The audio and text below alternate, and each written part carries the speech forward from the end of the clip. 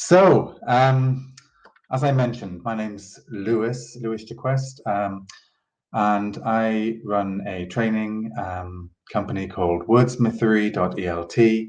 As the name suggests, I'm extremely interested in words, lexis, and specifically emergent language, and making an emergent language accessible to teachers, and helping teachers to understand it and to notice it better, to use it, to work with it, and feel more confident doing so, because it can be such a rich seam of language to explore.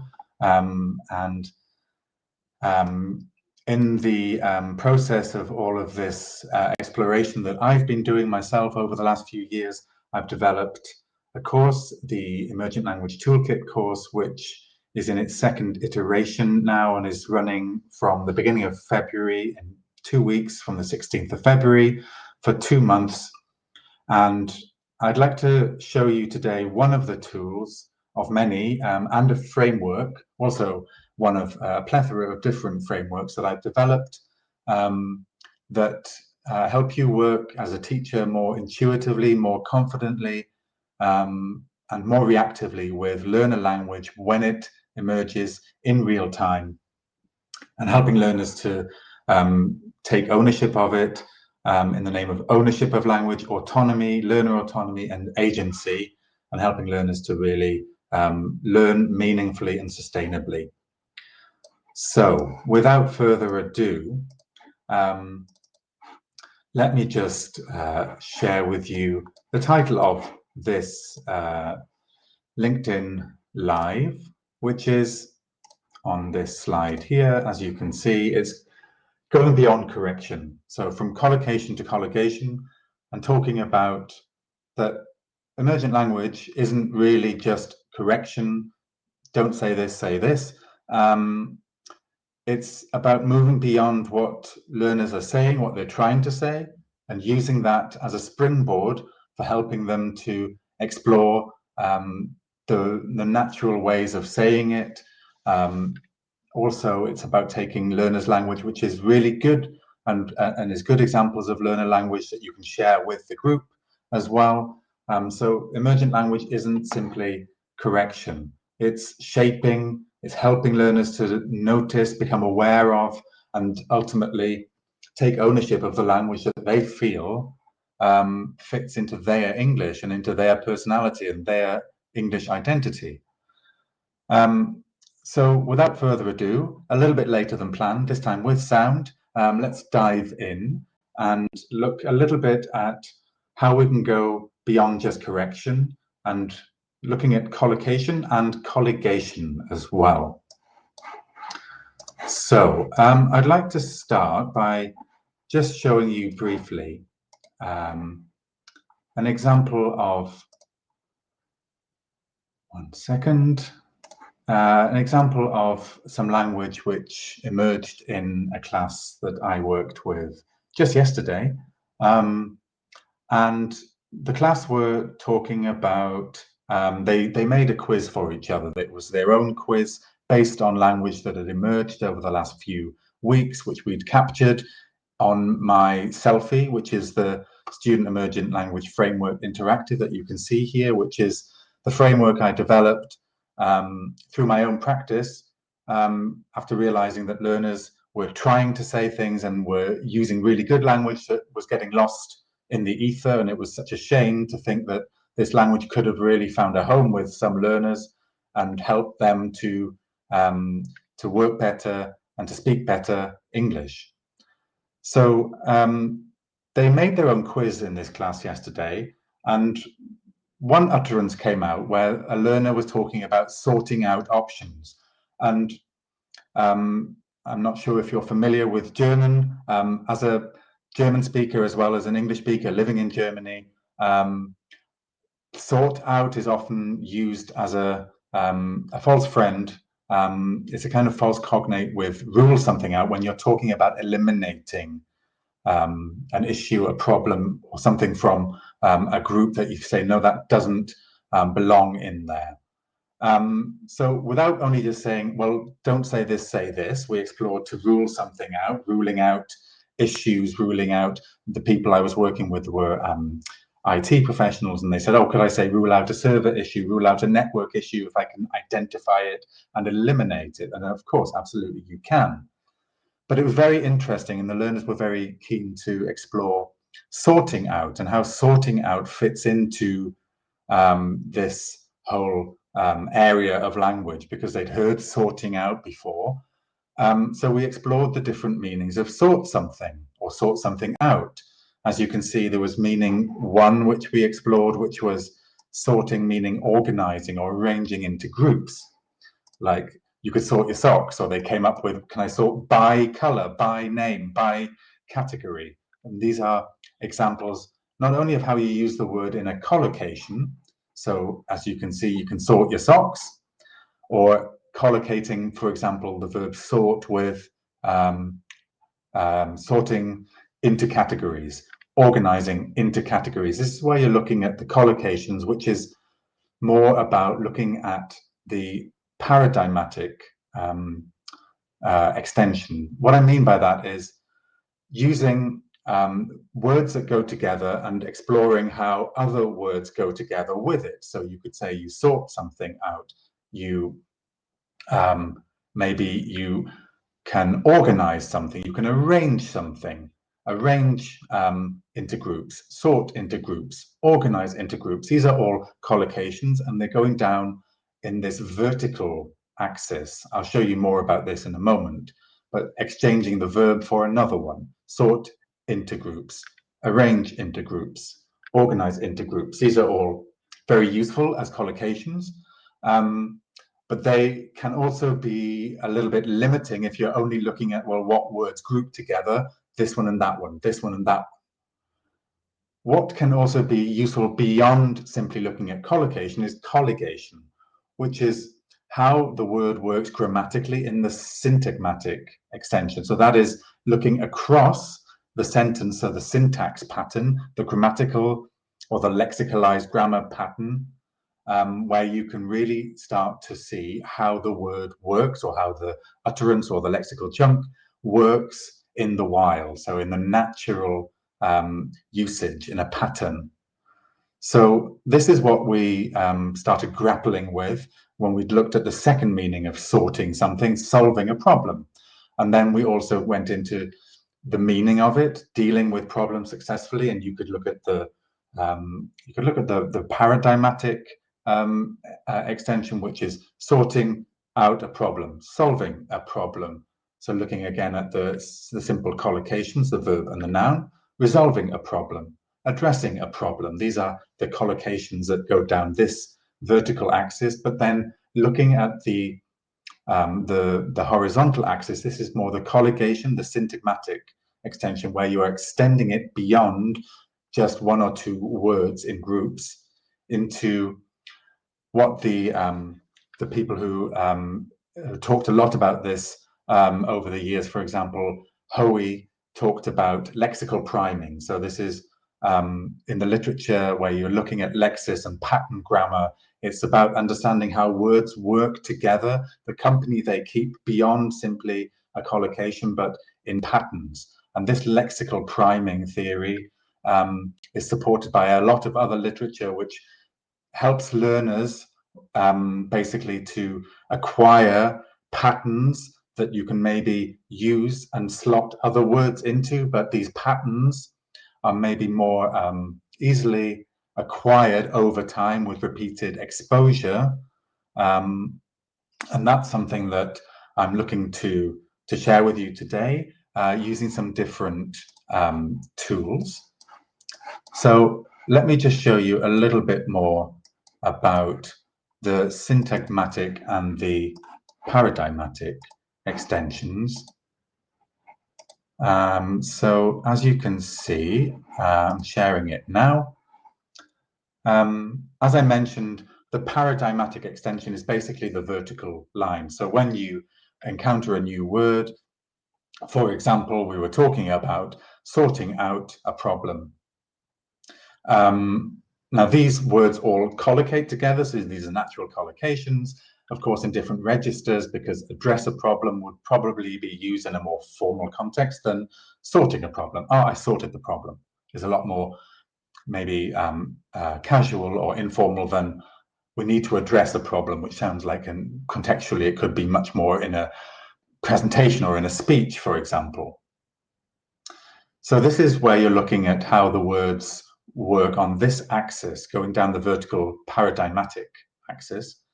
But what I'd like to explore more today is the colligation, which is the syntagmatic extension, which is going across, basically, how the word works in a pattern. As you can see from these examples, the word sorted had become quite interesting for the learners. And I'm going to go into exactly what we did with this word and what tool we used in a moment. But you can see here that the different patterns that are emerging here are not only word plus word, but getting something sorted was plus adjective, or something got sorted, a noun plus got sorted, or something sorted itself out. This, again, I'm sure as you're watching this, you're thinking, oh, sort itself out. Yeah, that's a really natural piece of language. Think about it yourself. When would you say that? Oh, don't worry, it'll sort itself out, for example. These are really natural chunks of language, patterns of language that we can really help learners to become aware of, at least, and over time to engage with more deeply. And then the end game could be that they want to acquire this, or that the acquisition begins. But first of all, in the first step, we need to be able to raise their awareness of it so that they can see how it works in natural spoken or written English, depending on the context which is relevant for you. So let me now move on and show you the tool that I really like to use to help learners to work with collocation as well, but colligation in particular. It's a corpus tool called Skell, and it's free, it's web-based, and as you can see, hopefully on the screen, this is Skell. It's short for the Sketch Engine for Language Learning. This tool is integrated in my interactive toolkit, which is part of the Emergent Language Toolkit course. So let me just show you how I explored this with the learners and how they explored it then autonomously in the lesson. So we took the word they were interested in exploring, which was sorted. So you can simply put it into here and look in examples. As you can see, there are at least, well, 40 examples. So you can see this is quite a high frequency word. You can see the number of hits as well it gives you, which also indicates the frequency of the word. And you can see there are a lot of examples here. Now, this is probably could lead to a little overload in some learners. It depends again on the level of the learners that you're working with or how much you think they're ready to take in. But my recommendation would be this is quite a lot for them to sort through, pardon the pun. So what I did with them, because we looked at the two different meanings of sorting meaning arranging, like sorting by color, or sorting meaning dealing successfully, as we already talked about, as in the problem was sorted, or I sorted out the problem, I sorted the issue. I just simply took a screenshot, so you can do this on the fly in the lesson as this word comes up, so you can have it in an extra window, and I just showed them a snapshot of some of these pieces of language, so these examples of the patterns. And they just first looked at it, and I asked them to sort, again, I asked them to sort these into different categories. Was it meaning one, talking about arranging or organizing? Was it meaning two, which was talking about successfully dealing with something, resolving problems? Or was it something else? And this is where you're giving learners the opportunity to engage with the language, really giving them affordances to say, well, what is happening here? What is my interpretation of this? Because these pieces of language can be interpreted differently, and you're giving the learners the chance to engage with them and take ownership of meaning and to discuss and negotiate meaning is really at a deeper level of processing than simply telling them right or wrong, and this means that, this means that. And then they came up with, well, some of them are quite clearly meaning one, which is to organize into groups, like, for example, you can see number 12, sorted according to something. But then number 7, they found very interesting, getting something sorted. And they said, well, that looks like it means it was a process that they needed to resolve a situation that they were with a visa, with some kind of transport or international travel requirements. But then some, it's more of a grey area where they said, well, number 11, that could be both meanings. And I tend to agree, because it could mean that they sorted something quickly and it was done, or it was sorted into categories quickly. And this is natural spoken English. When you think about it, or written English, these are the kinds of patterns that that you know sound natural, most of them. But context is the really important part, and we're going to look at that in a moment. So once you've got the learners engaged with some of these examples, again, I would certainly hone in on 5 to 10 at most from these. Then this is where one of the tools that I've developed in the toolkit comes into play. And the tool is called Threads.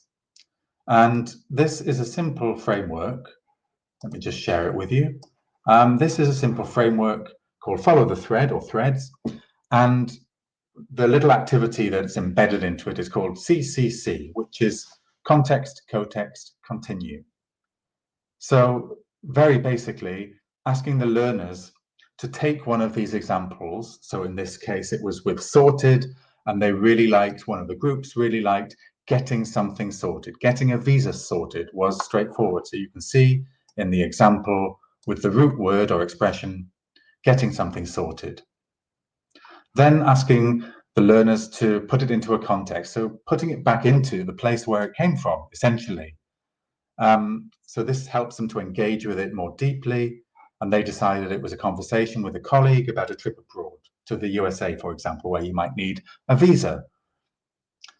Cotext, so this is really where the awareness raising and the lexical priming, as I mentioned earlier, what Hoey talked about, is looking what comes before and after the root word. Where does it fit in? How does it interact with other words naturally in patterns in this syntagmatic extension? Getting something sorted is, or was. Getting the document sorted was easy, would also fit into that pattern, and you're extending it beyond simple collocations into colligation, so into this pattern, grammar, lexical items, and how they work naturally together. Then to really get them to own it, the next stage, the continuation, is, well, how would this fit into a dialogue or into some kind of conversation? And then they came up with, how long did it take? So getting it sorted was straightforward. How long did it take? And then this is really starting to take shape as part of their own little dialogue, even though it's structured and scaffolded at this point. At this point, then, it's really important, an important step to reflect, to get the learners to reflect on what were the challenges, what was easy, what was hard. Contextually, was it easy to think of it? Is it something that they think will be useful for them? Why? And this get it sorted sounded really natural to them, but they found it quite challenging because it was very new and it sounded unusual, because this get is, in a way, it's kind of lexically empty. And so the get it sorted sounded good, but they just needed more time with it. And that's where, of course, then in the next few columns, you can get the learners then to come up with their own examples. So then that you're giving them, basically you're giving them a kind of little mini impulse, and they take it, and then they take it somewhere else. And then they make their own examples, their own context, their own cotext, and their own dialogues, and continue that dialogue into a longer one. And then from there, you can go anywhere with it. They can role play it, or they can guess the situation with each other. They can do mystery lines. What's the situation? What does he say next? What was she thinking? You know, this is just a really this is a kind of micro activity that can go really anywhere, but you're really getting learners engaged and crucially letting them take ownership of what they find important and then letting them take that somewhere. And that, I think, is what helps learners to really learn meaningfully and sustainably by being given the choice in what they want to learn. So that little tool, as I mentioned, is part of my emergent language toolkit. So this course, as I mentioned earlier, is running now in its second season. The second iteration of it is running from the 16th of February, so in 2 weeks. And just to give you an idea of how that looks, this is the dashboard that is part of the emergent language toolkit. So the toolkit itself, the course, is 8 weeks long, so it has a lot of time for experimentation, for practicing teachers to take things on board, look at tools like the SCEL and the threads framework, use them, experiment, come back, talk about them, find out how useful they are, what they would like to take away from it, any questions that come up, reflect on it. And this interactive dashboard is connected to the selfie framework, as you can see in the middle. So this is the language capture, the emergent language capture framework, which is then linked with a click then to this dashboard where you can explore different types of tools which can support and scaffold and exploit emergent language in many different ways. There are more than 15 tools in there at the moment, and they are expanding. And all of these things are contained within the toolkit. And there are 4 asynchronous modules for input, and also 4 sessions, as well as live sessions, as well as one-to-one at the end, to bring everything together and to create your own mini task, to give you that sense of confidence that working with emergent language can be a lot more manageable when you have repeatable frameworks, repeatable tools that make you feel like you're not just winging it, but you're capturing language and you're using it and exploiting it and shaping it into something the learners can really use and that's meaningful and sustainable to them. So that's everything from me. Thank you for watching, if you're watching live, and for being patient with the technical issues that I had. And if you're watching this on repeat, I'd love to hear from you as well. If you would like to get a copy of the threads, the Follow the Threads framework, I'm going to be sharing it on LinkedIn, or so you can grab it there, download it, or you can contact me by email. I'm happy to share it for free as well. Or if you have any questions about the Emergent Language Toolkit or any of the other anything else that I mentioned today in the course, then please feel free to get in touch. I would love to hear from you. That's it from me. Thanks again for being there. Bye for now.